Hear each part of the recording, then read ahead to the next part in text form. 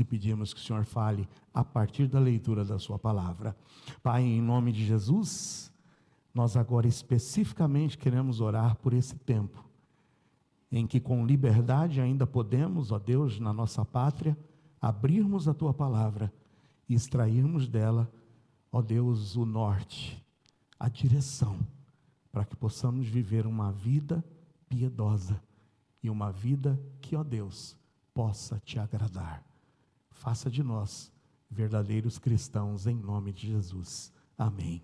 Diz assim Pedro, no versículo de número 12 do capítulo 4. Amados, não estranheis a ardente prova que vem sobre vós para vos tentar, como se coisa estranha vos acontecesse. Mas alegrai-vos no fato de serdes participantes, e participantes de quê? Das aflições de Cristo, para que também na revelação da sua glória vos regozijeis e alegreis.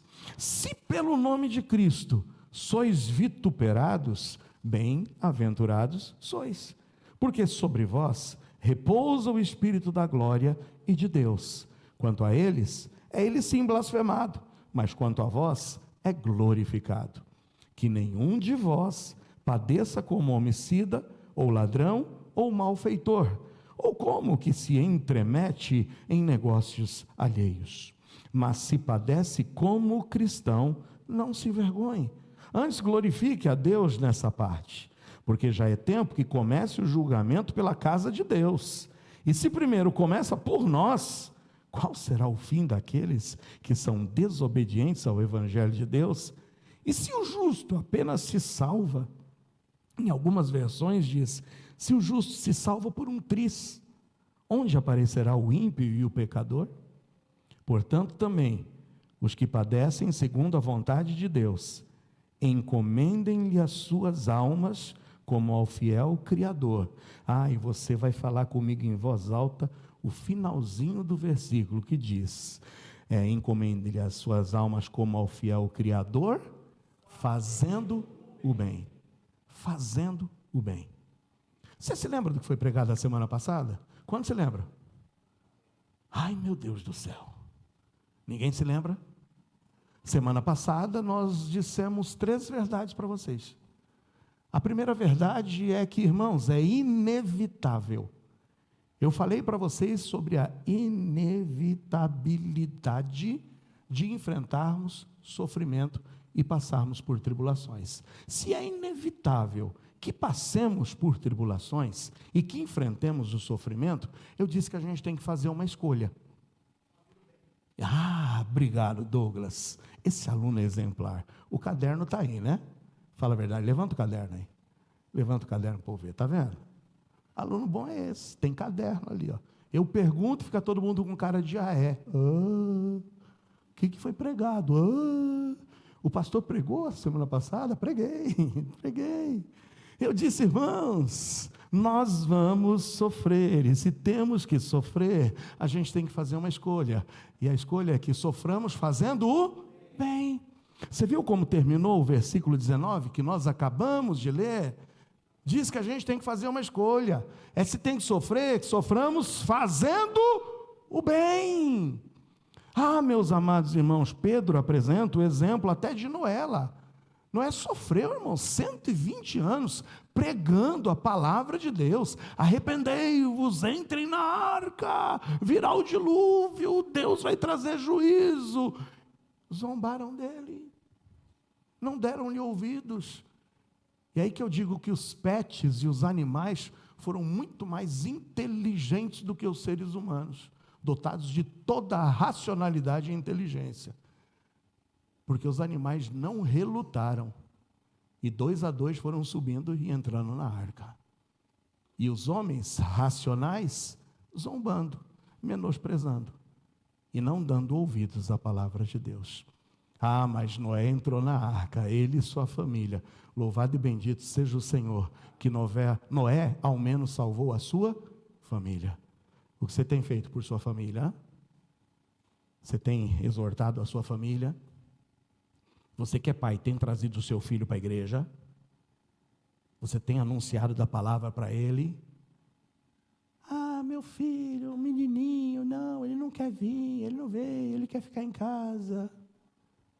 Irmão, você tem uma responsabilidade, que os teus filhos possam entrar na arca junto com você, amém ou não?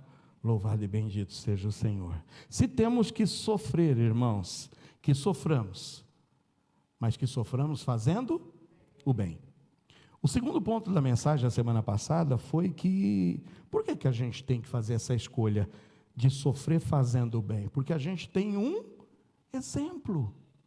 E o nosso maior exemplo de alguém que sofreu, ainda que tenha feito o bem, quem é o nosso maior exemplo? Jesus. Nós aqui lemos para vocês o tremendo sofrimento que a Bíblia descreve em Isaías 53.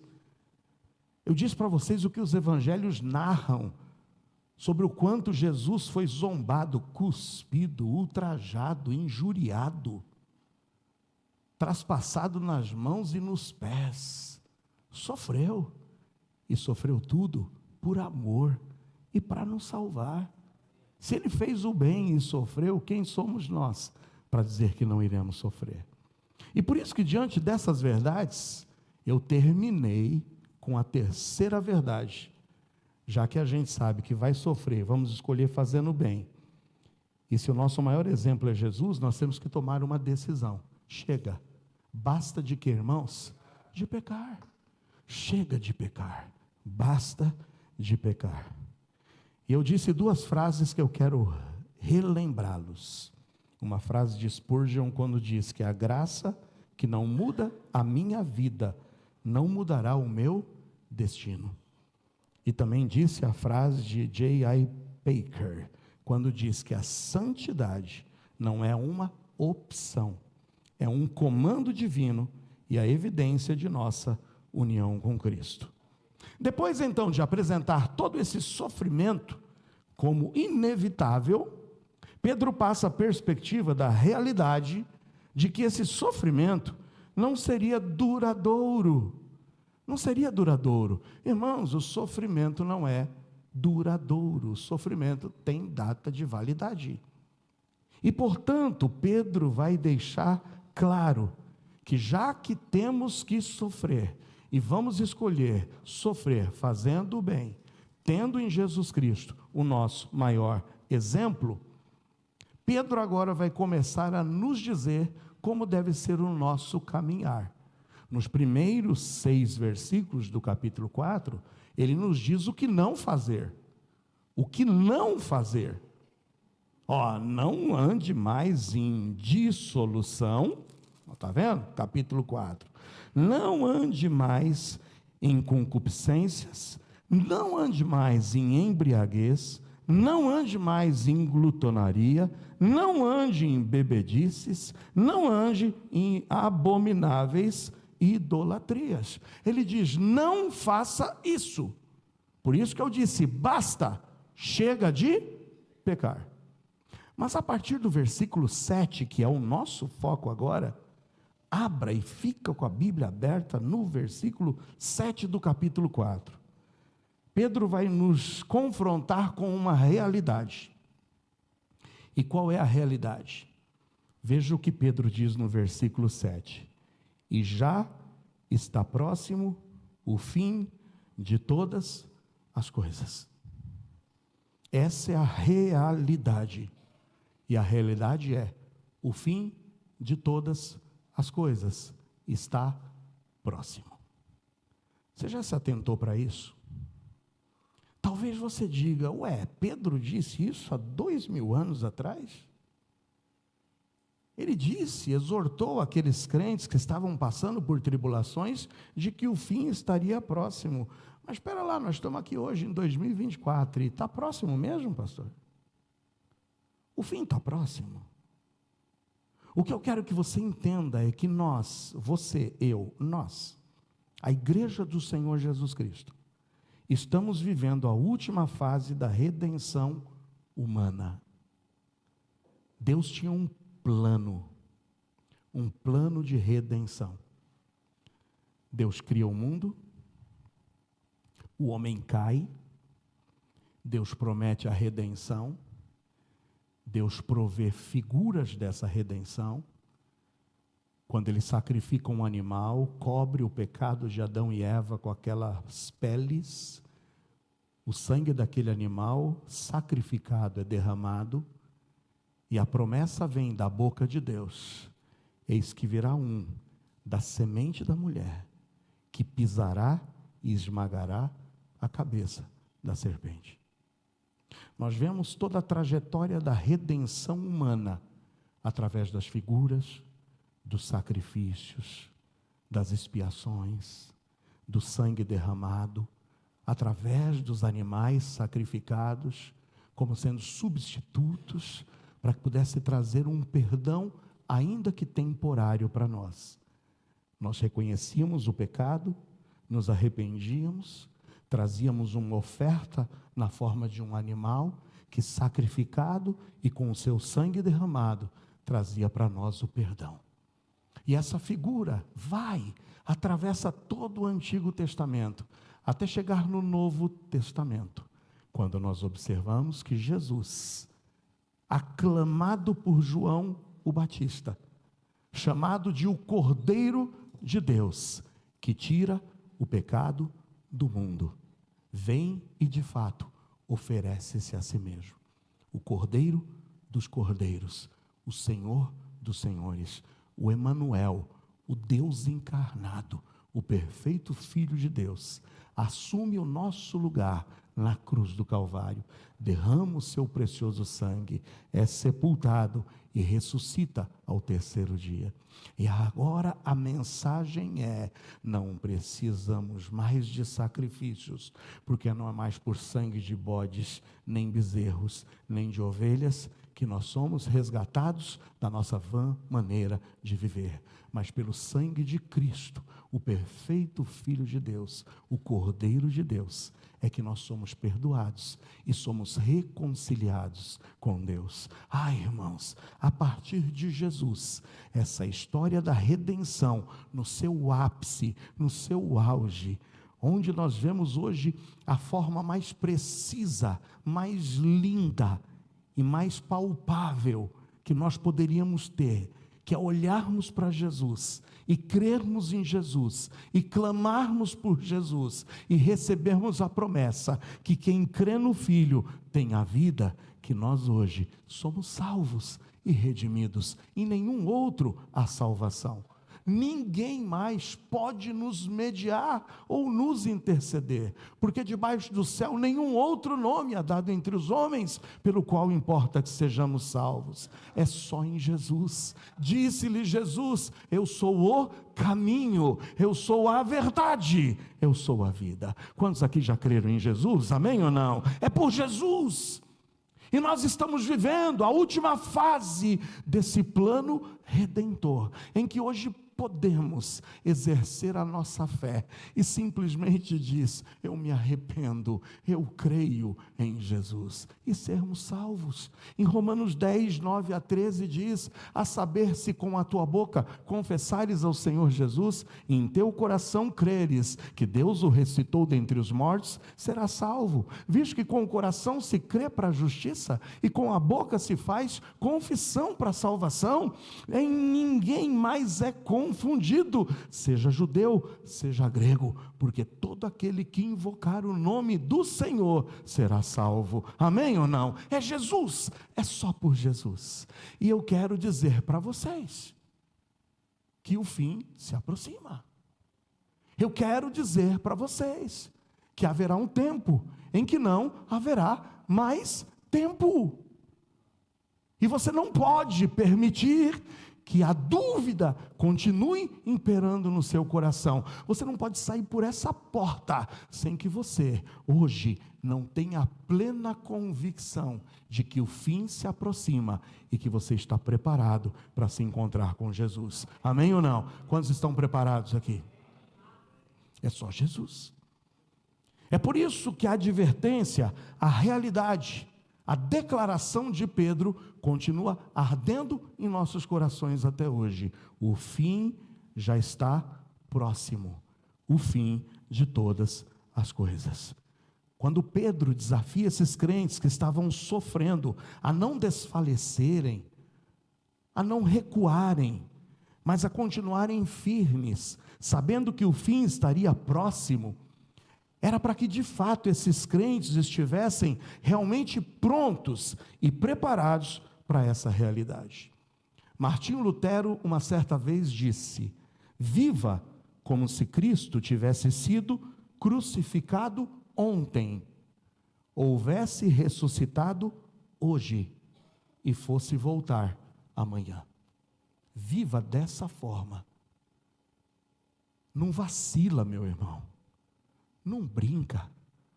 É por isso que Pedro, nos 6 primeiros versículos do capítulo 4, disse: olha para Jesus mortificado na carne, e mortifica a tua carne também. Chega, basta de pecar. Que as dissoluções, que as concupiscências, que a embriaguez, que a glutonaria, que nada disso faça parte da tua vida. Sabe por quê? Porque já está próximo o fim de todas as coisas.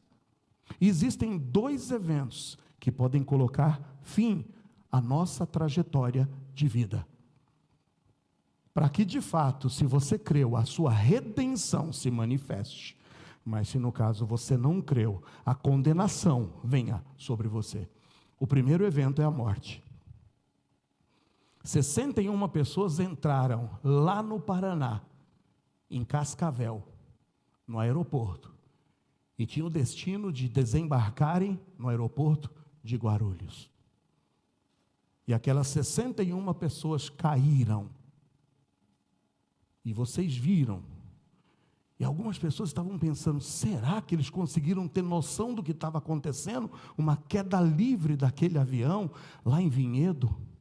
O que será que se passou na cabeça daquelas pessoas? Quando olharam para a janela e viram que aquela viagem estava sendo interrompida, a não sei quantos 1000 pés de altura. O que viria na tua cabeça naquela hora? Se você tivesse alguns segundos para pensar, você clamaria por o quê? Misericórdia? Perdoa os meus pecados, Senhor. Você mandaria um recado para quem? Quais seriam tuas últimas palavras? Nós temos que viver, irmãos, como Lutero disse, como se Cristo tivesse morrido ontem, ressuscitado hoje e fosse voltar amanhã. Não brinca com a tua vida. O fim de todas as coisas se aproxima. E o primeiro evento que pode interromper a tua vida é a morte. Está preparado para morrer? Amém, gostei de ver. E vou dar mais uma chance. Está preparado para morrer ou não? Ninguém quer dizer com empenho. Mas isso pode acontecer. Pergunta para aquelas 61 pessoas: escuta, você sabia que você vai morrer hoje?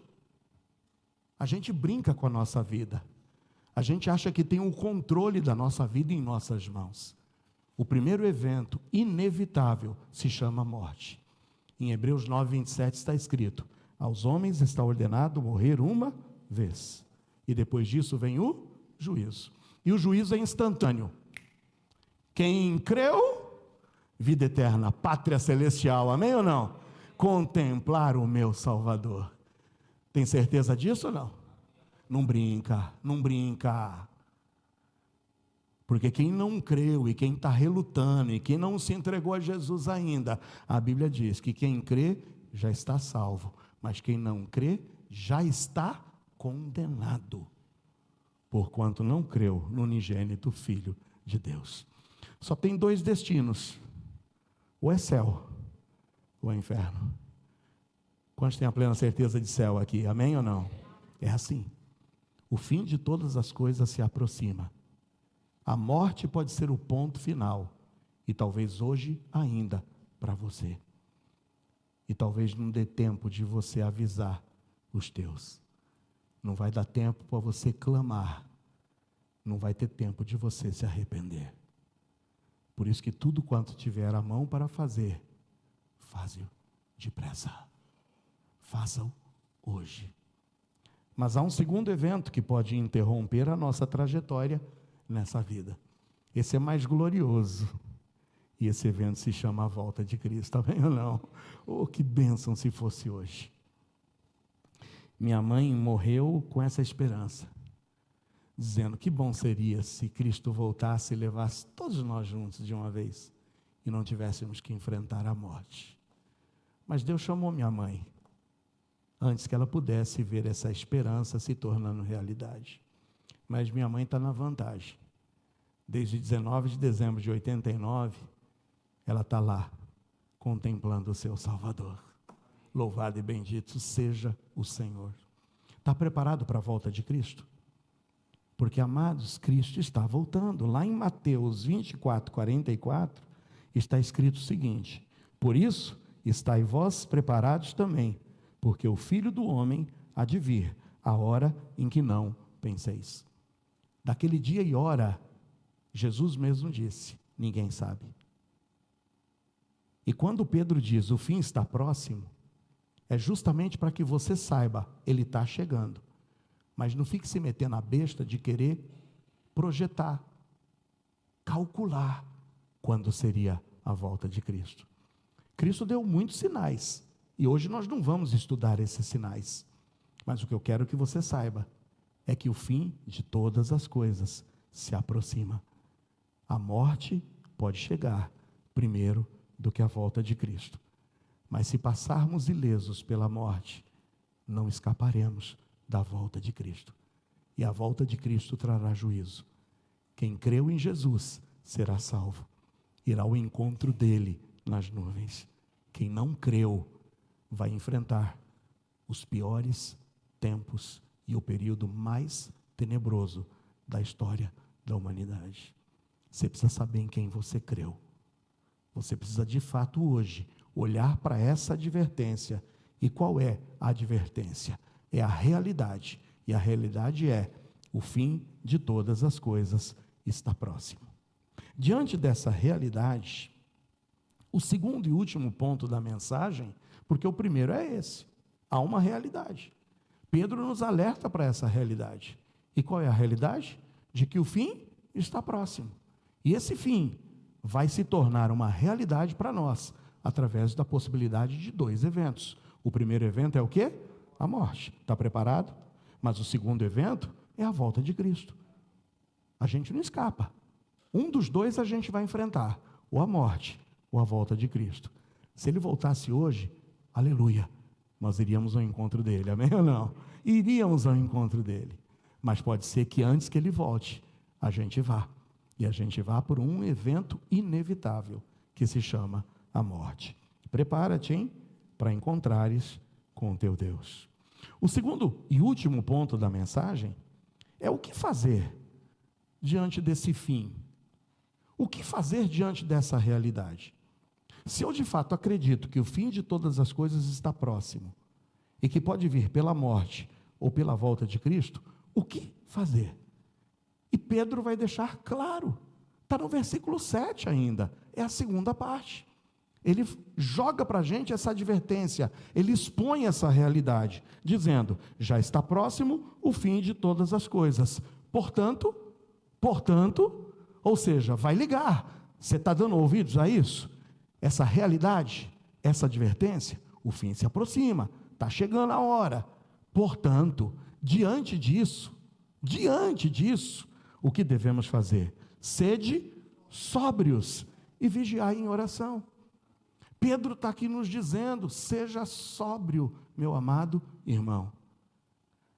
A sobriedade é algo tão importante no Novo Testamento, que por 9 vezes nós encontraremos essa advertência, seja sóbrio, no Novo Testamento.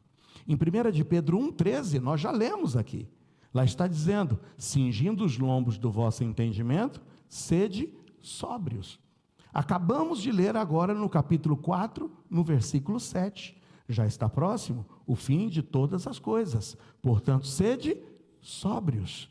Quando vamos para a 1 de Pedro ainda, no próximo capítulo 5, no versículo 8, o que diz Pedro mais uma vez? Sede sóbrios, vigiai, porque o diabo, vosso adversário, anda em derredor, como leão, bramando, buscando a quem possa tragar. Por 3 vezes já vimos a advertência, seja sóbrio. Aí nós pegamos os ensinamentos de Paulo. Paulo, quando escreve a Tito, no capítulo 1, no versículo 8, ele vai falar sobre a importância da sobriedade. Em Tito 1,8 ele diz que o bispo, que o pastor, seja alguém dado à hospitalidade, que seja amigo do bem e que seja sóbrio. Sóbrio. O pastor tem que ser sóbrio. Em Tito 2, tem velho aqui? Tem velho? Com muito temor, alguns aí levantaram. Desafio para os velhos. Tito 2:2, que os velhos sejam o quê? Sóbrios. Velho tem que ser sóbrio também. Pastor e pastor velho tem que ser sóbrio 2 vezes, então. Tem que ser sóbrio porque é pastor, tem que ser sóbrio porque é velho. Em 1 de Timóteo 3:2, veja, 1 de Timóteo 3:2, o bispo seja irrepreensível, marido de uma mulher, vigilante, sóbrio, honesto, hospitaleiro, apto para ensinar. Viram quantas vezes a gente já viu a necessidade de sermos sóbrios? E na 2 de Timóteo 4:5, olha Paulo advertindo a Timóteo, na 2 de Timóteo 4:5, mas tu, sê sóbrio em tudo, sóbrio, sofre as aflições, faze a obra de um evangelista e cumpre o teu ministério. Quer saber o que a Bíblia quer dizer quando diz que você tem que ser sóbrio? A melhor figura para a gente entender o que a Bíblia quer dizer com sobriedade está na 1 de Paulo aos Tessalonicenses 5:6-8. Abre lá na 1 de Tessalonicenses 5:6-8.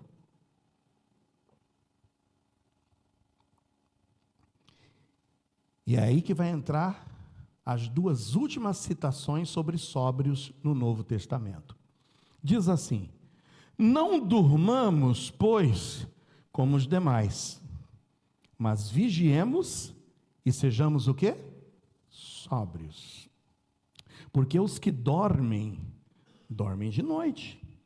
E os que se embebedam, embebedam-se de noite.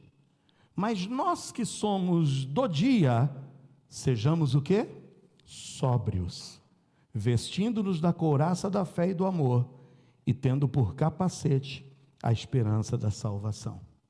Irmão, ser sóbrio, Paulo está dizendo, que pode ser comparado a alguém que não está dormindo, alguém que não está cochilando, alguém que está desperto. Sabe por quê? Dormir, tem hora para dormir, naturalmente se dorme à noite, salvo se você tiver uma outra rotina de trabalho, mas a noite foi feita para dormir. Mas alguns, ao invés de dormir, vão para se embebedar. É isso que Paulo está falando. Mas você que é do dia, você que é da luz, Paulo está dizendo, seja sóbrio. Irmão, pega o exemplo do bêbado. O bêbado, ele tem pelo menos três identificações claras de que uma pessoa está embriagada. Pelo menos 3, que é batata. Você olhou, você matou. Primeiro, o cara pode dizer, não bebi. Mas se ele chegar para você e falar, não bebi, já só dele falar com você já acusa. Porque o bêbado, quando abre a boca, você sente o quê? Faz aí, conchinha. O bêbado pode falar, não bebi. Por isso que bêbado normalmente vai querer mascar um chicletezinho, vai querer chupar uma balinha house, vai querer tentar disfarçar. Mas sabe que se não sai pelo hálito, sai pelos poros. É só dar uma corridinha, começa a transpirar, o suor cheira a caatinga de álcool. Então o bêbado se acusa pelo seu hálito. Seja sóbrio. Porque da mesma forma que o bêbado é acusado pelo seu hálito, você também pode acusar que não está tão sóbrio por aquilo que tem saído da tua boca. O que tem saído da tua boca? Que palavras que têm saído da tua boca? Porque de uma mesma boca, Tiago diz, é terrível, pode sair bênção e pode sair maldição. Mas a gente já sabe o que tem que sair da nossa boca. A verdade, amém ou não? Nenhuma palavra torpe. Não deve sair maledicência. Não deve sair nenhuma palavra que não seja para edificação. Seja sóbrio. Mas o bêbado também é identificado, sabe por o quê? Equilíbrio. Sabe qual é o teste do bêbado? Faz o quê? Isso é fazer o 4. Não bebi. Uau!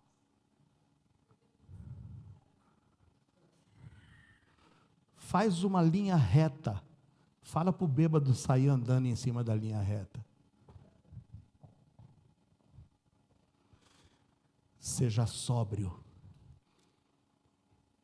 E o modelo, a figura de sobriedade para o crente, é que o crente é uma pessoa equilibrada. Amém ou não? Ele olha para Cristo e ele sabe, o meu alvo é lá. E é para lá que ele vai. Crente que está hoje lá, amanhã está acolá. Depois de amanhã, eu estou aqui. Onde mais? É para lá agora. Que não tem equilíbrio. Está dizendo que não está sendo sóbrio. Mas sabe outra coisa que identifica o bêbado? É a sua visão. O bêbado pega e vai na sua moto. Eita, o que está ali? Ele vê 4 luzes diante dele. Meu Deus, é um caminhão. Deixa eu desviar.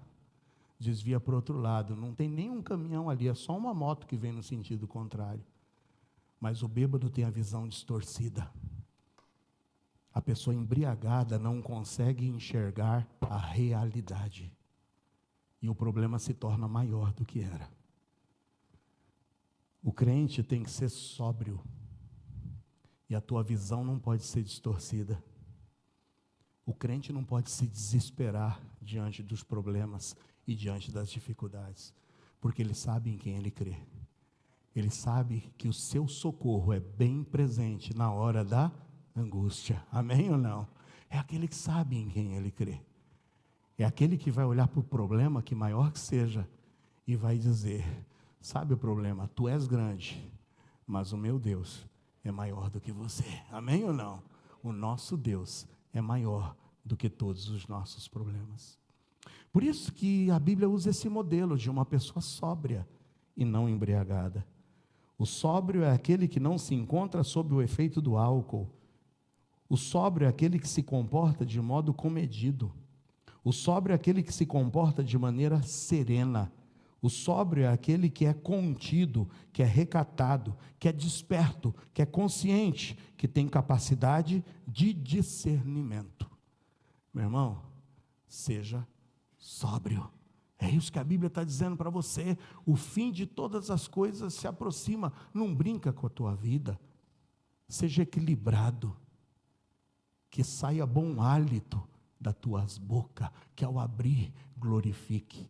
Várias vezes já dissemos, tem crente que mais murmura do que louva ao Senhor. E por quantas vezes já dissemos a vocês, que o louvor é a música do céu, e a murmuração é a música do inferno. Que da tua boca só saia o que vai glorificar a Deus e abençoar as pessoas. Amém ou não? Que a tua visão seja uma visão distinta, de saber, vamos enfrentar problemas, mas eu vou enfrentar com bom ânimo, porque se Jesus venceu, eu também vencerei. Amém? E nesses tempos de sobriedade, o que o Senhor mais pede de você é que você não deixe de congregar. Hebreus 10, 25 diz, não deixando nossa mútua congregação, como é costume de alguns, antes admoestando-nos uns aos outros, e tanto mais quando vedes que se vai aproximando aquele dia. Que dia, irmãos? Que dia que está se aproximando? O dia do fim de todas as coisas. Que pode ser a trombeta soando para você, te chamando, vem, tua hora já era, chegou. Meu pai costuma brincar dizendo que a mulher da foice que chega, né? Já viu? Em capuz, com a foice na mão, chegou, é a morte. Veio. E se te catou, o Senhor quer que você se encontre diante dele como sóbrio. Amém ou não? Não deixe de congregar, como é costume de alguns. Quanto mais vezes que se vai aproximando aquele dia. Então, em primeiro lugar, irmãos, nós vimos aqui que a melhor explicação para nós sobre o significado de sermos sóbrios é dado por Paulo na figura de um bêbado. Então, primeiro nós vimos hoje, primeiro desafio, uma realidade, uma advertência. E qual é a realidade? O fim de todas as coisas se aproxima. A segunda advertência, o segundo ponto da mensagem é: o que fazer diante desse fim? O que fazer diante dessa realidade? E a primeira coisa que devemos fazer é ser o quê? Sóbrios. A segunda coisa que temos que fazer, está no mesmo versículo 7, da 1 de Pedro 4. Já está próximo o fim de todas as coisas, portanto, sede sóbrios. E em segundo lugar, o que eu tenho que fazer? Vigiai, e vigiai em oração. Esteja pronto, não largue, não abandone a oração. A oração deve ser encarada como a nossa mais importante arma diante dos últimos dias. É com a oração que nós vamos vencer. Devemos nos empenhar em oração, não permitindo que nada nos prive dessa comunhão estreita com o Pai Celeste. Orem por cada um de vocês, orem pelo povo de Deus e ore por sua família. Você tem orado? Tem orado por sua família? Tem orado por seus irmãos? Tem orado por você mesmo? Não podemos nos esquecer que é por meio da oração que nós, primeiro, buscamos a Deus. E é por meio da oração que, em segundo lugar, nos relacionamos com Deus. E, em terceiro lugar, é por meio da oração que desenvolvemos uma comunhão maior com Ele. Na EBD eu passei uma lição de casa. Lembra? Você topa dobrar o tempo de oração que você teve na última semana? Você vai chegar em casa e você vai enumerar. Eu orei domingo passado, nem me lembro. Se for uma prática comum na tua vida, você vai se lembrar. Não, eu não levanto sem orar. Eu não deito sem orar. Eu não paro na hora do almoço sem orar. Se for uma prática comum, você vai conseguir se lembrar. Se você não está se lembrando, se você orou domingo passado, é porque a oração não é uma prática constante na tua vida. Você se lembra se orou segunda, terça, quarta, quinta, sexta, sábado? Você vai pegar esse tempo de oração. Quanto deu? 15 minutos? Você topa dobrar essa semana? Dobrar o tempo de oração? A oração, irmãos, é a chave, é a ferramenta, é o meio com o qual nós buscamos a Deus, nos relacionamos com Deus e desenvolvemos uma comunhão maior com Ele.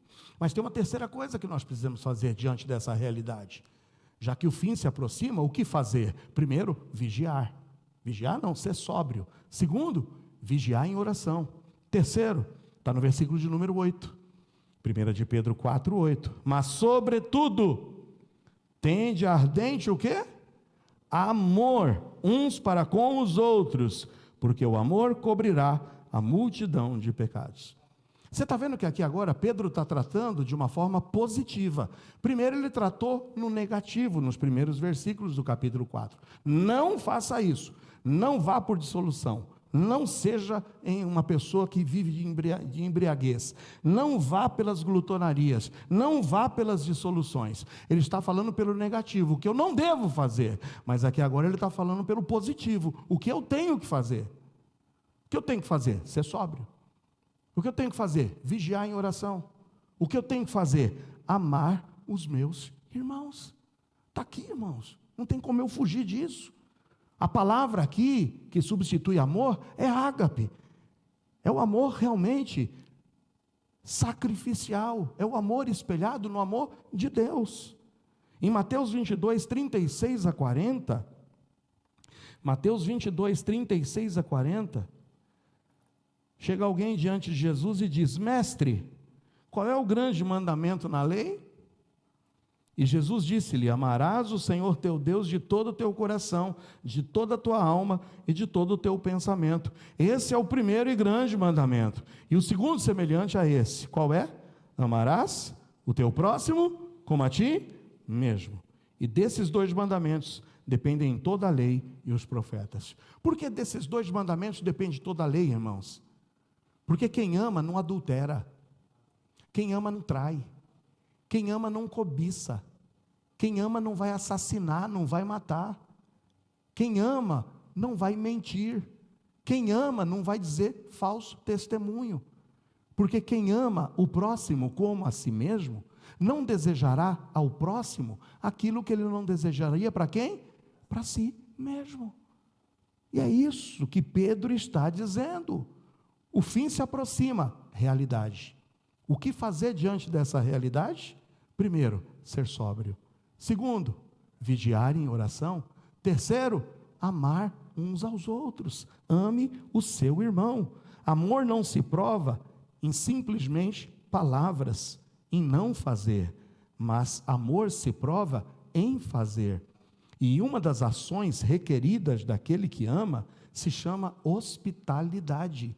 É por isso que no próximo versículo, depois de Pedro dizer, amem o seu irmão, no versículo 9, ele nos passa um desafio. Você ama o seu irmão? Então, seja hospitaleiro uns para com os outros, e sem murmurações. Você tem sido hospitaleiro? Qual a última vez que você abrigou um missionário na tua casa? Qual a última vez que você convidou um irmão em Cristo para tomar um café na tua casa? Qual a última vez que você abriu a porta da tua casa para receber um estrangeiro, alguém que estava de passagem? E essa palavra aqui era para crentes que estavam sendo perseguidos, para crentes que muitas vezes tinham que sair fugidos e não tinham onde se abrigar, para crentes que estavam ali passando e talvez batiam na porta do outro dizendo, meu irmão, eu estou desesperado, estão no meu encalço, eu sou irmão em Cristo, entra, vem cá, eu tenho um prato de comida para você. Qual a última vez que você foi hospitaleiro? Qual a última vez que alguém bateu te pedindo algo e você de forma solícita o fez? Agora, qual foi a última vez que você bateu a porta na cara do teu irmão? Então está aqui. Irmãos, o fim se aproxima, a realidade. O que fazer diante do fim? Primeiro, seja sóbrio. Segundo, vigie em oração. Terceiro, ama o teu irmão. E uma das provas que você ama o teu irmão é ser hospitaleiro. Não é só para a tua panelinha, mas é para os teus irmãos em Cristo. Seja hospitaleiro. Mas tem mais. Quarto, versículo 10. Cada um administre aos outros o dom como o recebeu, como bons mordomos da multiforme graça de Deus. Nós temos uma responsabilidade nesses últimos tempos, de administrarmos os dons, como bons mordomos. O que faz um mordomo? O mordomo cuida do que é dele? Não. O mordomo cuida do que é dos outros. E sabe, nenhum dom que você recebeu do Senhor é seu. Nenhuma aptidão, vocação espiritual que o Senhor te deu, nenhum dom espiritual é para você guardar para si. Por isso que eu tenho ressalvas, irmãos. E me perdoe se você acredita, mas qualquer pessoa que hoje diga, eu estou manifestando os meus dons espirituais, simplesmente para expressar a sua vaidade de autoedificação, não é para isso que o Senhor nos deu dons. Não é para nossa autoedificação. O dom é dado para quê? Cada um administre aos outros. Ninguém vai te dar, Deus jamais, o Espírito Santo e nem Cristo te dará um dom para você ficar se exibindo com esse dom. E tem gente hoje que se exibe, não é? Ai, eu estou recebendo unção espiritual. E hoje você vê esses cultos espetaculares. É gente rodopiando, é gente caindo, é gente falando, e gente se autoexaltando. Eu sou mais espiritual do que você. Deus nos dá o dom, e a gente vai ser bom mordomo quando a gente faz bom uso do dom que o Senhor nos deu. E só tem um bom uso, é para abençoar e administrar esse dom ao outro, ao nosso próximo. Você tem usado o dom que Deus te deu para abençoar vidas? Deus é quem dá as habilidades e nós prestaremos contas de como utilizamos esses dons e talentos que Deus nos deu gratuitamente. Cada membro do corpo de Cristo tem pelo menos um dom que deve ser utilizado para o serviço do reino, para o serviço dos irmãos, para o serviço do corpo de Cristo. E quando eu uso esses dons para servir os meus irmãos, eu estou sendo, diz Pedro, um bom mordomo da multiforme graça de Deus. É multiforme. Gustavo tem um dom, Geraldo tem outro dom, Elias tem outro dom, Wesley tem outro dom, olha, minha irmã Vanusa tem outro dom, Roger tem outro dom, e assim vai indo. Deus vai distribuindo os dons. Isso é multiforme graça. Deus sabe a necessidade e Deus te habilita, Deus te dá um dom para você servir ao corpo de Cristo. E quando você usa esse dom, você está sendo um bom mordomo, administrando aquilo que Deus lhe deu e que não lhe pertence, mas para a glória dele. Amém?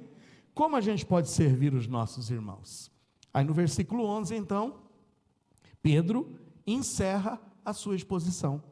No versículo 11, ele de uma forma generalizada, ele diz duas áreas em que Deus vai te habilitar a servir. Como? Se alguém falar, fale segundo as palavras de Deus. Falar.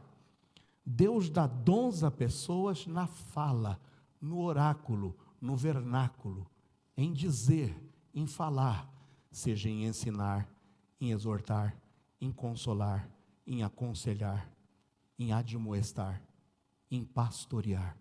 Deus vai te dar um dom, quem sabe, na fala.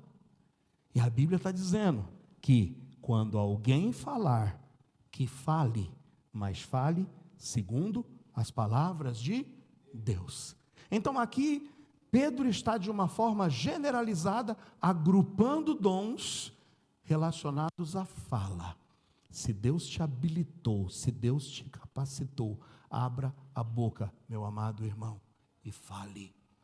Talvez Deus lhe deu o dom de ser um evangelista, de com naturalidade, de com facilidade compartilhar o evangelho a alguém.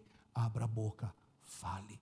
Talvez Deus quer te usar para dar bons conselhos. Fale, mas fale segundo a palavra de Deus.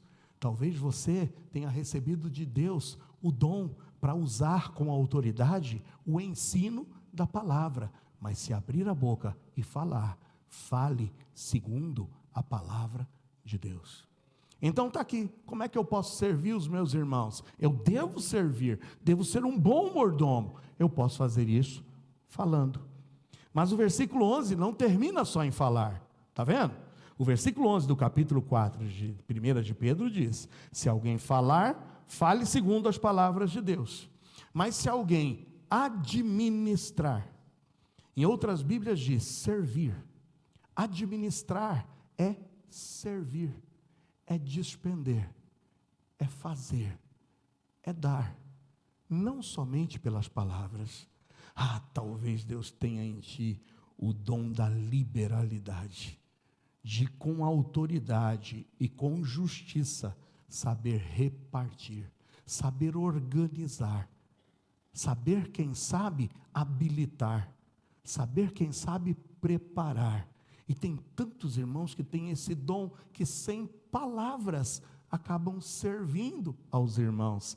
Eu acho magnífico e tremendo que muitas vezes a gente vem aqui para uma programação especial e tem irmãos que são espirituais e que antes de que nós cheguemos aqui e nos gozemos com tudo ornamentado, com tudo preparado, com toda a comida feita, com tudo para nos receber, esses irmãos que são espirituais já administraram, já repartiram, já compraram, já fizeram um bom uso dos recursos, com sabedoria, administraram os recursos que não são nossos, mas são de Deus. E a gente chega aqui e vê tudo pronto, a gente diz: louvado e bendito seja o Senhor. Mas tem gente nos bastidores, que não estão falando, mas estão administrando.